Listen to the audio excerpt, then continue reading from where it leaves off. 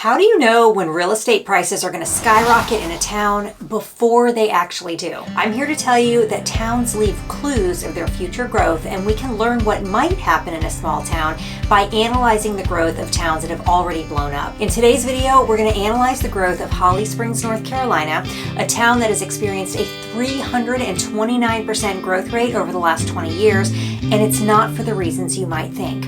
You might be thinking that most towns have experienced crazy growth since the COVID relocation boom, but when you compare the growth of Holly Springs, North Carolina to other towns of a similar size, you can see that the typical growth rate of most towns this size during the same period is somewhere in the 15% range. Holly Springs is absolutely a growth outlier, and there's a secret reason why. Of course, not all towns are going to have this kind of insane growth, but if you're deciding where to buy a home or where to buy an investment property, we can learn from what happened in Holly Springs to understand where the next great currently undervalued boomtown might be. 25 years ago, this town looked like this. And now it looks like this.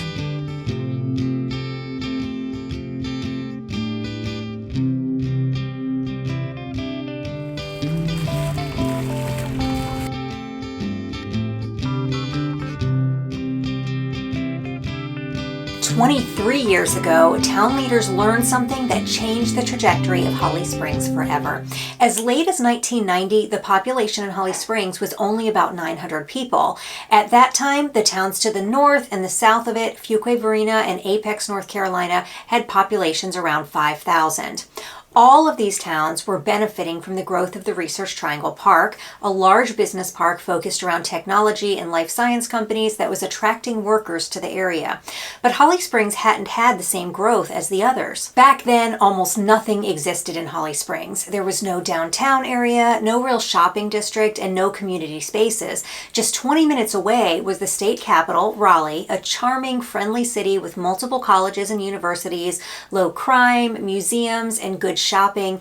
All of these things were fueling the growth of neighboring Cary, Apex, and Fuquay-Varina.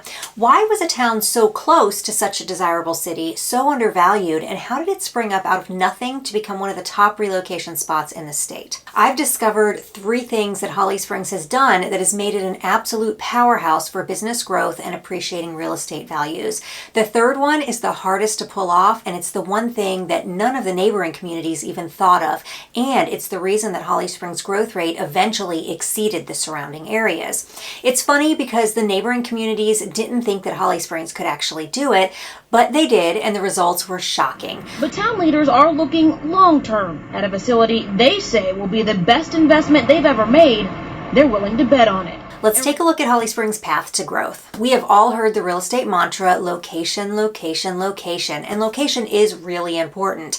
To understand why Holly Springs initially floundered, even with its great location, and even though other towns were growing, we need a little backstory. The town of Holly Springs began as a small village that started to grow because of its location. The important feature back then was water, and the spring surrounded by holly trees was the first hot spot in town. The town grew and thrived until the Civil War, when almost everyone who hadn't died in the war abandoned the town, and by 1871, Holly Springs was described by a passer-through as a deserted village.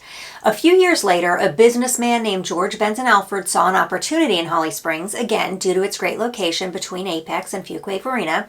He purchased a 38-room mansion and moved his successful mercantile store to the area, and Holly Springs began to grow again. Then came World War I, the Great Depression, and World War II. With each successive catastrophe, Holly Springs wasn't quite established enough to maintain its structure. Each setback destroyed the fledgling town, and people moved away again. These setbacks, combined with a great location, are the kinds of things that you want to look for in an up-and-coming town. A setback like this happened on a much smaller scale in Cary, North Carolina, a city often touted as the best place to live in the country. Back before the 2008 housing crash, Cary had started its climb to trend-setting city, but it got delayed by circumstances, and a lot of the development plans that they had put into action got put on hold until better times. These things do happen, but again, those are the great opportunities that you're looking for. Holly Springs setbacks kept happening at just the wrong time. Then finally, in the 1960s, things started to change. Research Triangle Park was established in 1959. Today, it's still the area's largest employer, and RTP really began to take off in 1965, and the town of Cary, right next door to RTP, began to see the benefits immediately. Apex, which was next door to Cary, also began to grow as RTP expanded. Even Fuquay to the south of Holly Springs benefited, but Holly Springs? Nope. Apex grew to 2,000 people, Fuquay grew to 3,000 people, but Holly Springs only had 300 people at this time. The reason? Poop. Holly Springs didn't have the utility infrastructure to grow. It wasn't until 1987 that the town built its first sewage treatment plant. But taking care of the poop made all the difference. Which brings us to the next criteria. Location is important, but without something else, a town won't grow. You've got to leverage your location. If a town has a great location, they still have to create a place that people want to live. You're only going to grow so much if you don't have sewage treatment, but that's just the beginning. There are certain things that Americans really like to see in a town that they're moving to, and Holly Springs was right on top of it. In the 1990s, after building the sewage treatment plant, Holly Springs experienced its first taste of success. From 1995 to 2000, Holly Springs' population made its first huge jump, skyrocketing over 300% from 3,000 people to 10,000 people in just 5 years. At the same time that this was happening, the town was developing a master plan that would be the foundation of its success.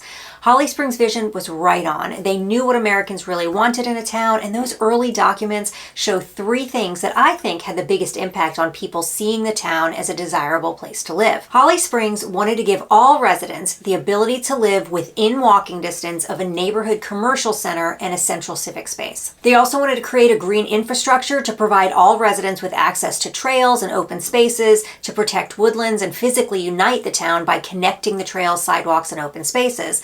They wanted to allow for some larger commercial stores because people have to have some place to shop, but they still wanted to protect the village-style character of the town. These are all great things that truly make a town an incredible place to live, but in order to experience the astounding growth they wanted, there was one more thing they had to do, and this was the thing that nobody else was doing. Before I tell you what it is, if you'd like to be added to my bi-monthly newsletter, I've got a link in the description for you to register. Now, suburban sprawl is a huge issue in the U.S., and one of the biggest contributors to it is bedroom communities that exist for no other reason than to provide housing for people who work in other cities. Holly Springs did not want this. And this is when Holly Springs did something really smart. They hired a consulting firm to perform a branding study. This study told the town council what they already suspected, that Holly Springs was a really good location for life sciences companies. They had plenty of land to build on, and it was affordable, and the town's proximity to a ready pool of scientists at the local universities provided easy access to high quality talent. But what larger corporation is going to move their headquarters to a tiny little town of less than 20,000 people? Companies usually look for cities that will be most likely to attract the best employees. In the early 2000s, there was barely a restaurant in Holly Springs. The marketing department had their work cut out for them. Surrounding towns didn't think that Holly Springs could actually pull this off, and to an extent they were right. Before a business of the caliber they were trying to attract would actually move their headquarters to Holly Springs, that company needed to see some proof that the town could be the kind of community that their higher income employees would want to live. And it wasn't yet. But they did have a plan in place and had taken the first steps to implement the plan, and the plan was enough for the first corporation to locate their headquarters to Holly Springs because they understood the vision and could see it happening. To everyone's surprise, in 2006, the same year that the Holly Springs Library and Cultural Center were built, pharmaceutical company Novartis chose Holly Springs as the base for the first flu cell culture manufacturing facility in the U.S. The small town of Holly Springs now knows for sure a pharmaceutical giant is coming. The Novartis plant is slated to open in 2009, but town leaders had to bet big to land this company. The town of Holly Springs made a $20+ million deal to get Novartis here. The question now is, can they afford it? Absolutely. Absolutely. Incentives, I think, are an easy thing to jump on right now. But bottom line, it's an investment, and I think that's how all towns have to look at these things. They opened in 2009, and then multiple life sciences companies followed. Construction on Fujifilm's new $2 billion facility in Holly Springs is on schedule. Building the largest cell culture CDMO facility in North America. At the heart of North Carolina's Life Sciences Research Triangle region, Holly Springs.